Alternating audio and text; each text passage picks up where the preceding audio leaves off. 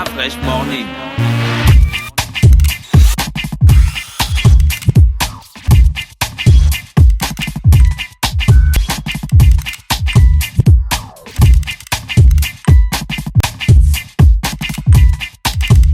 UrbanFM.fm.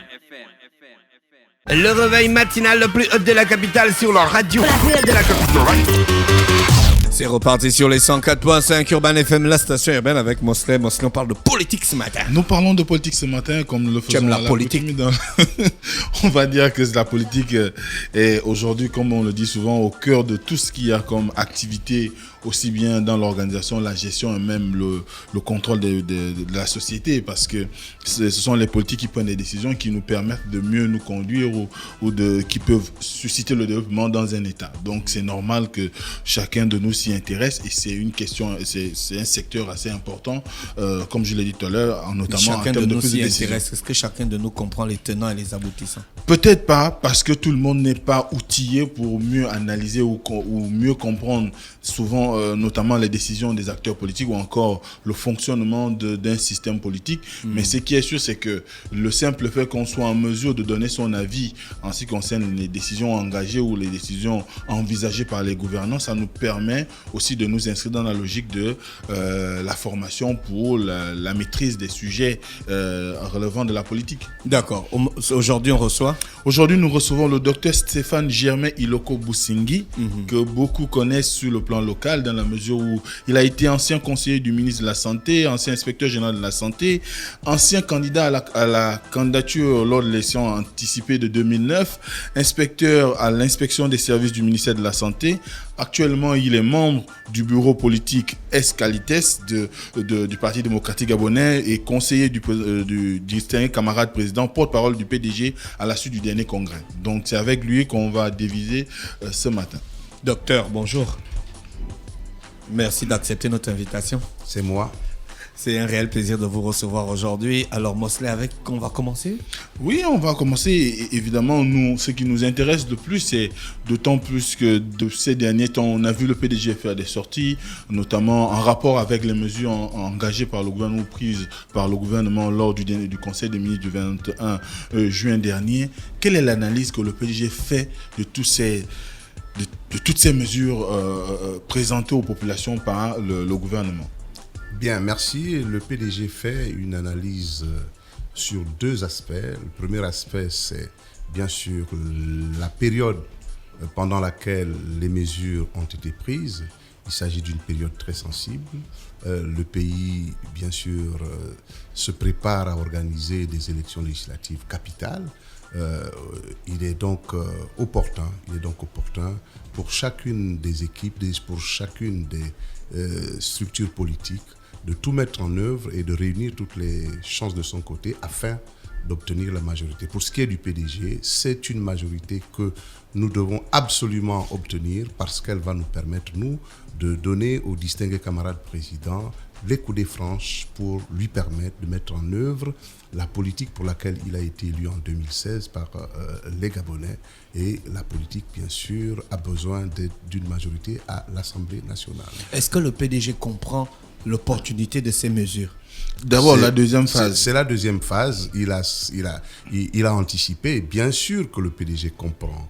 Le PDG, c'est le parti qui soutient, c'est le parti du président de la République et le PDG est tout à fait en phase avec ces mesures qui sont des mesures courageuses, qui sont des mesures, on peut dire, indispensables, des mesures qui permettent bien sûr à notre pays de redémarrer parce que vous comprenez, à l'analyse de la situation, aujourd'hui, il n'était plus possible, même si nous sommes dans un contexte particulier et c'est tout l'intérêt de reconnaître, de féliciter, d'encourager le distingué camarade président qui s'est placé au-dessus de tous les partis politiques pour dire on ne peut pas continuer, il faut que ça cesse et on doit prendre des mesures. Nous, au Parti démocratique gabonais, nous relayons ces mesures et nous invitons l'ensemble du corpus national à faire en sorte que, bien sûr, ces mesures-là soient soutenues par tout le monde.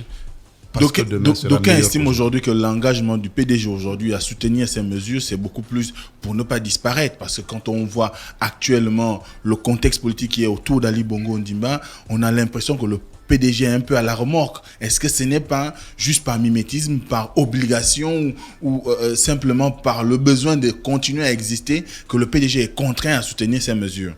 Voilà, je ne voudrais pas dire que vous insultez le PDG. Je voudrais tout de même dire que je ne peux pas permettre que vous pensiez, si vous êtes libre bien sûr, mais je ne peux pas le permettre, que vous pensiez que le PDG est à la remorque. Le PDG est le plus grand parti de ce pays, le plus vieux parti de ce pays, le parti qui, je vous assure, après ses 50 ans, a décidé de se régénérer et de se revitaliser. Donc c'est un parti qui a toutes les armes possibles pour pouvoir encore vivre 50 ans. Donc ce n'est pas un souci d'existence, non, c'est un souci de cohérence, un souci de loyauté, de sincérité. Le distingué camarade président a pris des mesures fortes, courageuses, et ces mesures-là, que nous soyons du PDG ou de l'opposition, en réalité, puisque ce sont des mesures qui appellent l'intérêt national, l'intérêt supérieur de la nation, nous devons donc tous être là pour les soutenir. En revanche, le PDG est tout à fait à l'aise. Tout à fait à l'aise parce que le distingué camarade président a bien sûr fixé le cap. Après 50 ans, le PDG a remporté pratiquement toutes les élections organisées depuis lors. Nous avons situé la vie du parti en 3 étapes, de 1968 à 1990, de 1990 à 2016 et de 2016-2017 à aujourd'hui. Le parti avait besoin d'un sang neuf. Vous regardez autour de vous, et d'ailleurs vous êtes les jeunes, vous représentez pratiquement 65% de la population. Il faut bien que le parti est sur les instructions, les hautes instructions du distingué camarade président. Il faut bien que le parti tienne compte. Vous êtes le plus gros des électeurs. Il y a 60% bien sûr de notre corpus qui est représenté par les femmes. C'est encore un élément important dans la vision du distingué camarade président qui a été intégré par le Parti démocratique. Mais docteur, quand on regarde le PDG quand même, vous-même vous dites ça fait plus de 50 ans que le PDG existe. Quand on regarde le PDG, on a l'impression que le PDG a du mal à se moderniser, à comprendre les défis de l'avenir. Oui, c'est vous qui le dites. Sinon, les défis de l'heure. Nous vous disons que le PDG est régénéré et revitalisé. Donc, le PDG a compris les défis de l'heure. Le PDG a compris que sa vitalité, sa survie, si on peut l'appeler comme ça, doit s'appuyer sur vous, les jeunes, doit s'appuyer sur les femmes, parce que c'est la majorité. Et il faut intégrer toutes les mutations qui se passent partout dans le monde. Le PDG est très ouvert, bien sûr, à ces mutations, à ces changements. Et vous savez vous-même que le distingué camarade président s'est inscrit, bien sûr, dans le processus du changement. Et donc, le PDG, qui est son parti, est obligé de s'adapter à tous ces changements. Mais dans ce cas, quand on regarde un tout petit peu la formulation qui est celle du PDG aujourd'hui, lorsqu'il s'agit de louer les engagements pris par le chef de l'État, mais notamment l'ensemble du gouvernement, on a l'impression que c'est beaucoup plus un besoin pour ce parti de pouvoir s'inscrire dans la logique du soutien, parce qu'on a souvent décrit au premier mandat qui n'a pas souvent été présent pour soutenir l'action de son distingué camarade. Ne comparons pas les périodes et ne comparons pas les leaders. Vous savez, aujourd'hui, le Parti démocratique gabonais a à sa tête un manager, un top manager.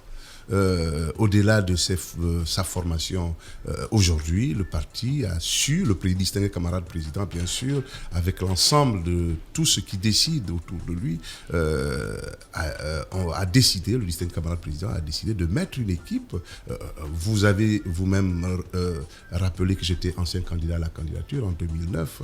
Vous avez rappelé, bien sûr, que j'étais inspecteur général de la santé. Voilà le type de cadre que le distingué camarade a mis à la disposition du parti et qui, heureusement, fort heureusement, font que les choses bougent.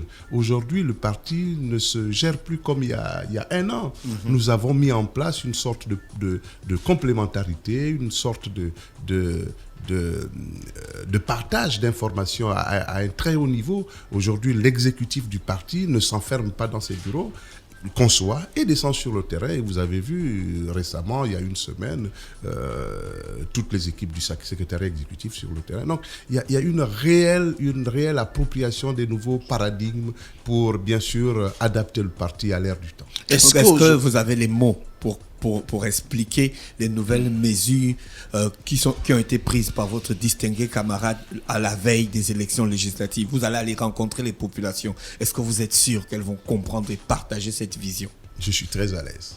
Quels sont les arguments que vous allez mettre en avant? Je suis très à l'aise parce que je vous dis que ce que le distingué camarade propose, ce sont des choses palpables, ce sont des choses pratiques, ce sont des choses qui vont dans le sens d'améliorer les conditions de vie de ces populations. Monsieur docteur, vous pensez qu'en gelant les mécanismes de promotion dans l'administration, notamment dans la fonction publique, notamment les recrutements, les relèvements de points d'indice et tout ce qui s'ensuit, et même en gelant les concours d'entrée dans les grandes écoles, est-ce que vous pensez que c'est de nature à rassurer les populations? Ne prenez pas ces mesures de manière isolée, de manière séparée, regardez l'ensemble. Mais n'empêche que chacun les prendra en fonction de sa sensibilité et en fonction de son rapprochement avec...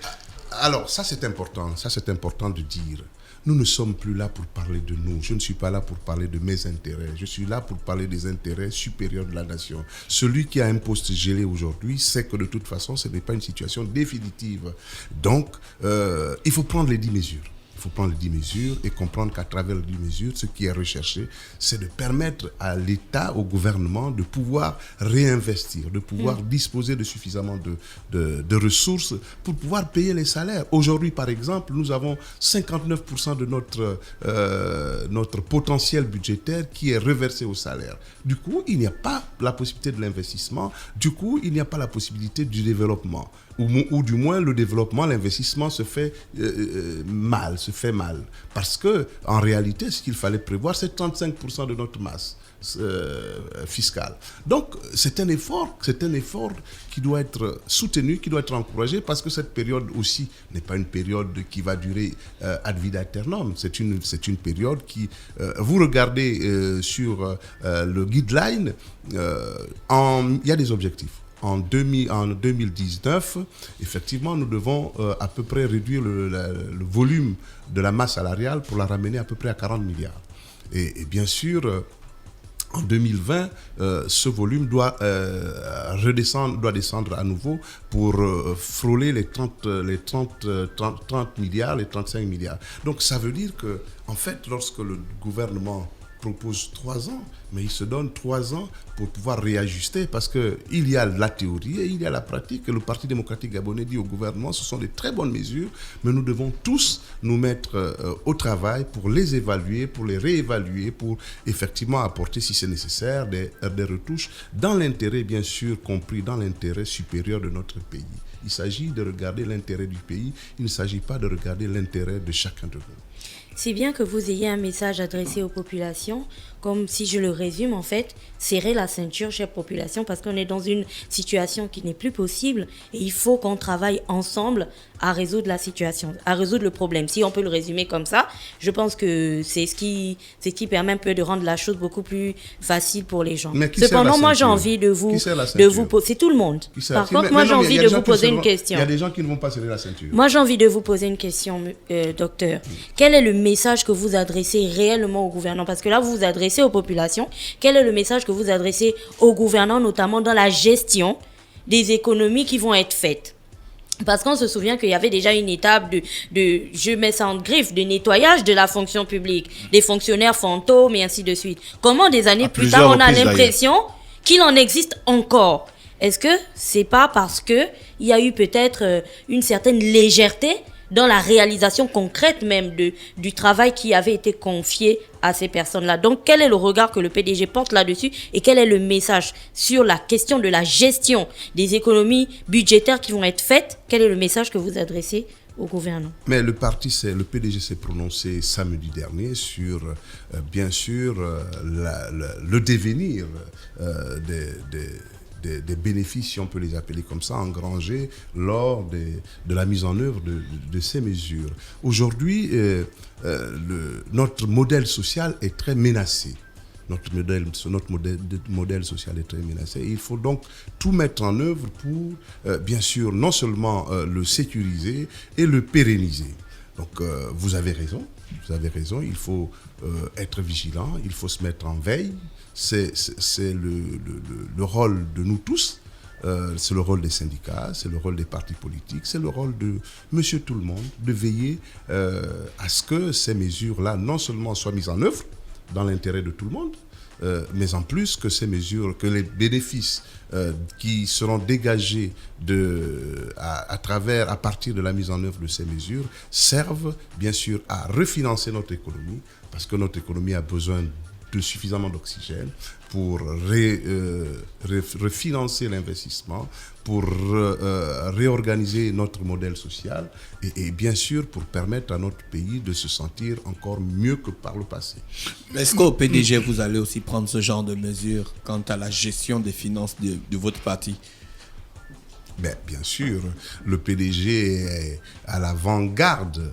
Le PDG suit de manière scrupuleuse tout ce qui est fait au niveau du gouvernement, parce que ceux qui sont au gouvernement sont pour 80% des cadres de notre parti. Ceux qui sont dans les conseils, dans les assemblées, au niveau du Parlement, sont aussi pour la plupart une émanation de notre parti. Donc le Parti démocratique gabonais ne peut pas vouloir de quelque chose et son contraire. Est-ce qu'ils sont réellement prêts à céder à ces mesures-là? Qui est prêt? Les membres du Parti démocratique, étant donné que vous êtes les tenants du pouvoir. Mais bien sûr. Et que c'est vous qui avez les postes de responsabilité dans l'administration. La discipline est l'apanage du docteur, vous le dites avec une telle simplicité, alors qu'on sait que c'est des choses qui n'ont pas toujours été faites. Non. Aujourd'hui, c'est parce qu'on a un nouveau président, mais avant le président Ali Bongo, il y a eu une grosse partie de la gestion du PDG. Ce genre de mesures ont été prises, mais n'ont pas été respectées, ont été boudées. Il y a eu des gains. Quelle est la garantie qu'aujourd'hui que ce sera ce fera?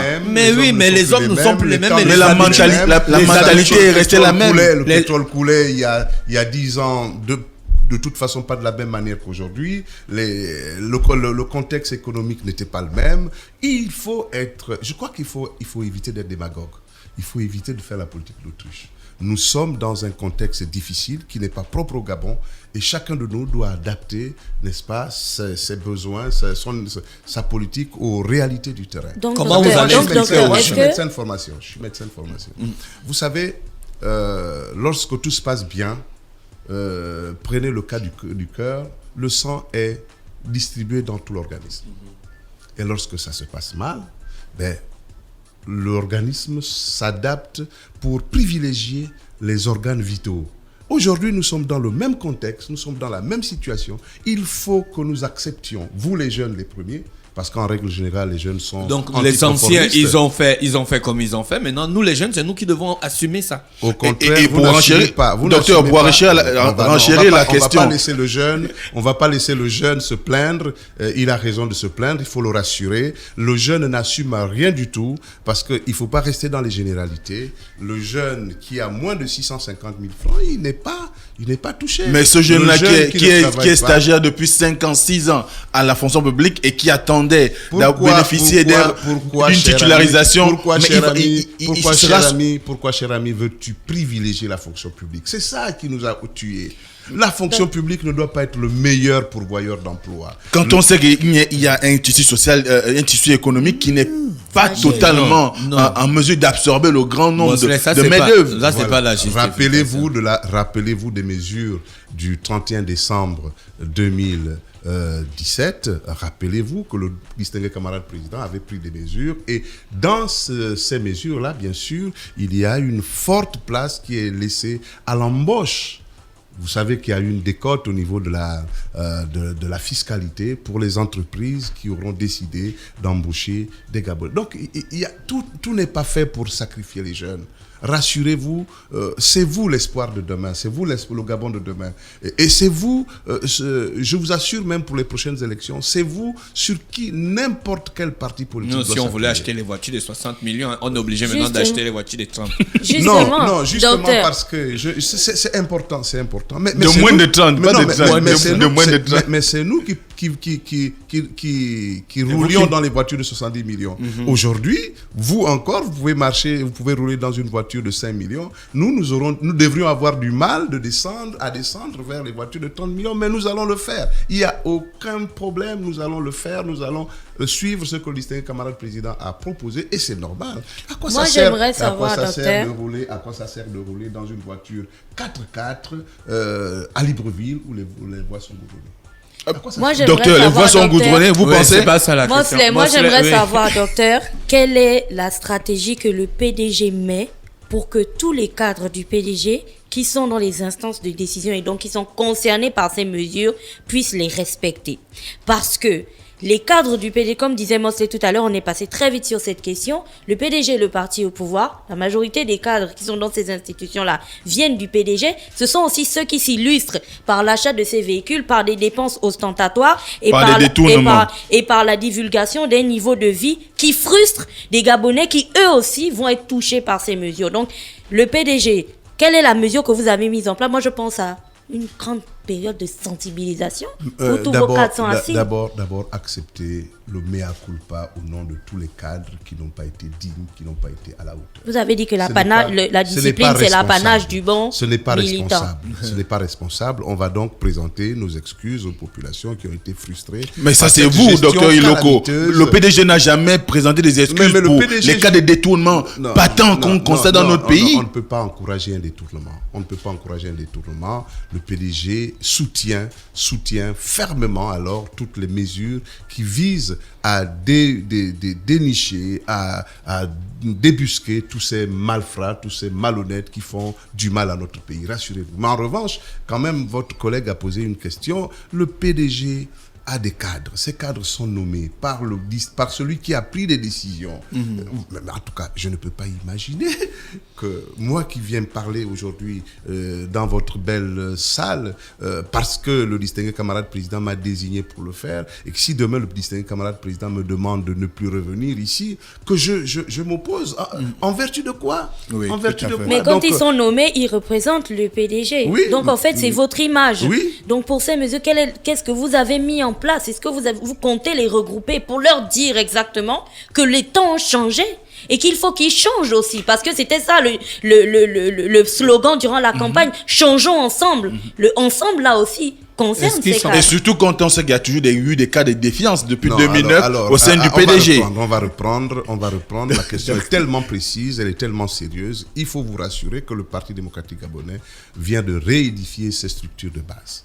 Nous sommes partis des structures au secrétariat général. Le distingué camarade président a nommé les secrétaires provinciaux, départementaux, communaux et d'arrondissement. Le processus vient d'être complété par les fédéraux, les sections et les comités. Oui, votre collègue a raison. Est-ce qu'il y a une stratégie? Oui, il y a une stratégie. Il faut mettre, bien sûr, à contribution toutes ces structures-là pour non seulement mettre en musique et surtout relayer le message du distingué camarade président. Le parti s'est prononcé samedi dernier et ce message, bien sûr, aujourd'hui se trouve entre les mains de différents relais du parti. Et notre rôle aujourd'hui, c'est de travailler au niveau des comités, c'est de travailler au niveau des sections, au niveau des fédérations pour que ce message aille le plus loin possible. Vous avez raison de vous en inquiéter, c'est vrai, mais des mesures sont prises. Je ne peux pas ici parler des mesures qui sont encore dans nos laboratoires, dans l'antichambre. Mais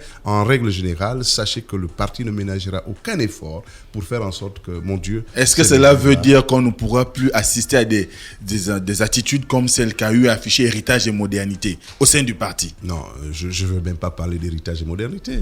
Je ne veux pas parler d'héritage et modernité. Le Parti démocratique gabonais est un parti démocratique. Et lorsqu'on a un parti démocratique, si on ne veut pas s'aligner à la discipline du parti, mais on sort, on crée son parti. Moi, je suis au parti politique, au parti démocratique gabonais parce que je suis un militant discipliné et toutes les mesures prises par le distingué camarade président ou les instances du parti m'obligent et doivent nous obliger. Nos amis qui nous ont quittés, ils ont cru bon de nous quitter. Mais de toute façon, nous nous retrouvons dans très peu de temps pour voir qui a raison, qui a eu raison ou qui a... Moi, je ne sais pas si j'ai eu raison de rester au parti. Eux, ils ont peut-être eu raison de partir, mais les résultats vont être seuls. C'est là où j'en viens, docteur. On va un peu laisser, on va s'excuser de mettre un peu de côté les mesures parce qu'on arrive au terme de notre entretien. Est-ce que vous êtes serein pour les législatives? Est-ce que le PDG... Nous sommes le plus grand parti. Déjà, à quel niveau est le PDG pour parvenir à la désignation des candidats pour les législatives? Ben, écoutez, ce n'est pas votre problème. Et on ne vous le dira jamais. On est électeur, docteur. Vous êtes, non, on est électeur. Soyons disciplinés. disciplinés. D'accord. Soyons disciplinés. Le parti a mis en place toutes les structures de base. Le parti a mis en place les nouveaux statuts, règlements intérieurs et chartes de valeur. Le parti a mis en place le code interne, le code des élections internes, une espèce de code électoral. Donc le parti est fin prêt pour, bien sûr, mettre en musique tous les processus indispensables à la désignation de ces candidats. Il ne faut pas perdre de vue que le distingué camarade président, c'est quand même lui qui indique le chemin à suivre. D'accord. C'est le distingué camarade président qui a le temps, qui a le timing. Il sait à quel moment, bien sûr, en tenant compte des évolutions, en tenant compte de la séparation de pouvoir, parce que nous n'impactons pas sur le CGE, nous n'impactons pas sur le ministère de l'Intérieur. Nous sommes un parti politique, nous sommes soumis, nous sommes assujettis aux décisions et nous devons respecter les décisions de la République. Est-ce que vous avez les mots pour convaincre les populations à la veille des élections? Nous n'avons pas besoin de mots. Les populations sont pour 80% pédégistes. Vous pensez, docteur, l'ancrage est toujours le même sur le terrain? Je sors d'une tournée et je pense que je n'ai pas été prudent, prévoyant. J'aurais dû vous amener ma clé USB. C'est terrible ce qui se passe. Entre la mobilisation et le fait, les faits sur le terrain, il y a souvent un fossé, docteur. Vous pouvez avoir des gens qui s'ennuient chez eux et qui viennent à vos rencontres. Ils ne sont pas militants et nous n'aurons plus besoin d'eux. Nous n'aurons plus besoin des gens qui s'ennuient chez eux et qui viennent gonfler les rangs du PDG. Vous êtes militant du PDG, vous êtes dans une section. Vous êtes dans un comité, vous êtes dans une fédération. C'est avec ces gens-là que j'ai travaillé, que nous avons travaillé, parce que le secrétaire général de notre parti nous a instruit, bien sûr, la semaine dernière, d'aller sur le terrain. Je vous assure, c'est revitalisant, c'est réchauffant, c'est encourageant, c'est pas possible ce qui se passe. Il y a une adhésion totale des populations à l'idée que le PDG a changé de paradigme, à l'idée que le PDG est régénéré, revitalisé, à l'idée que le PDG a des nouveaux managers, à l'idée que le président de la République, son Excellence Ali Bongo Ondimba... Vous croyez à une victoire, c'est ma dernière question d'affaires, à une victoire qui apporterait la majorité des suffrages à l'Assemblée nationale au Parti démocratique gabonais? Bien sûr, sinon je n'étais pas porte-parole du parti, sinon je ne suis pas militant du PDG. Je ne peux pas aller à une élection en sachant que je vais perdre. Surtout que nous avons toutes les armes de notre côté pour gagner.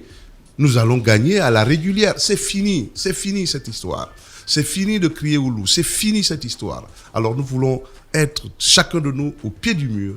Et nous ne voulons plus vivre les combines de 2016, où bien sûr les gens s'organisaient pour faire du chantage, pour faire la pression au président, pour réclamer des prébendes. C'est fini. Aujourd'hui, le distingué camarade président a dit qu'il y aura 143 candidats, et les 143 candidats vont... Selon qu'ils sont, bien sûr, c'est pas facile sur toute l'étendue du territoire. Ceux qui l'emporteront vont l'emporter, mais nous pensons que c'est la majorité qui va l'emporter. Et ce sera une élection juste, transparente. Nous réclamons cela aux organisateurs des élections, c'est-à-dire le CGE. Nous exigeons cela au gouvernement. Nous voulons que les élections soient des élections irréprochables, transparente, juste, pour qu'on ne vienne pas dire le PDG a volé. Nous, on n'est plus dans les vieux schémas où on fait semblant de crier au loup alors qu'on a perdu. On a les élections de 2009. Vous ne pouvez pas avoir en 2009 3 personnes qui ont gagné une élection. Mbaoubam a gagné une élection, Mamboundou a gagné une élection. Non, c'est fini cette affaire. Il y a un qui gagne et d'autres qui perdent. Nous allons gagner ces élections et à la régulière. Et je pense qu'il n'y aura que des malhonnêtes. 143, il y a eu un rebondissement. Non, rapidement d'afreche. 143 députés candidats pour le PDG. Vous n'allez pas faire de compromis politique avec vos alliés de la majorité? Mais ce sont nos alliés. Et nous n'allons pas vous dire ici, sur un plateau de télévision, ce que nous entendons faire. De toute façon, le PDG et ses alliés auront la majorité à l'Assemblée nationale. Il n'y a rien à faire. Il n'y a rien à faire parce que nous sommes préparés pour. Nous avons pris le temps de mettre les petits plats dans les grands plats. Nous avons pris la peine de pousser une dame pour une autre. Nous savons où nous allons. Nous connaissons la population gabonaise. Nous connaissons les attentes des populations. Et le président, quotidiennement, essaie, autant que pouvoir se peut, de répondre à ces attentes-là. Rappelez-vous des mesures du 31 décembre 2017, la gratuité des soins d'accouchement, les cliniques mobiles. Tout ça est en train de se réaliser. Regardez regardez les établissements qui sont en train d'être refaits. Regardez bien sûr les lampadaires, regardez les fontaines publiques, regardez tout ce qui est fait en direction des jeunes. Je pense que nous devons consolider nos acquis et nous devons regarder l'avenir avec beaucoup de sérénité parce que notre pays est un très bon pays. Nous n'avons pas de pays de rechange et donc mettons-nous tous aujourd'hui autour d'une même table pour regarder les problèmes avec beaucoup de courage et savoir que rien n'est définitif. Ces efforts qu'on nous demande aujourd'hui vont certainement être dilués, être minorés demain. Merci, c'était donc le docteur Iloko Boussingui Stéphane Germain. Merci d'avoir accepté notre invitation. C'est moi qui vous dis merci. Je pensais encore disposer de 15-20 minutes. Tellement vous êtes... c'est vrai, non, mais vous êtes bien. Je pense que votre émission est une grande émission. Et il faut donner aux acteurs politiques, bien sûr, la possibilité de venir échanger avec vous et surtout de partager ce qu'ils ont dans leur tripes. C'est bien. Merci, on se retrouve. C'était la rubrique politique de Mosley ce matin sur les 104.5. On se retrouve juste derrière. Restez connectés dans le Da Fresh Morning. Le réveil matinal le plus haut de la capitale sur leur radio. La plus haute de la capitale. Du lundi au vendredi, de 7h à 10h, reçoit 104.5 tonnes de musique dans le Da Fresh Morning. Urban FM 104.5, la station urbaine. Vous écoutez Urban FM 104.5, la station urbaine. Urban FM, première radio chez les jeunes.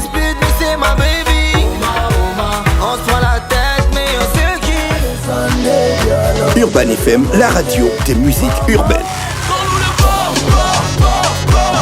Urban FM 104.5, la station urbaine. Da Fresh Morning.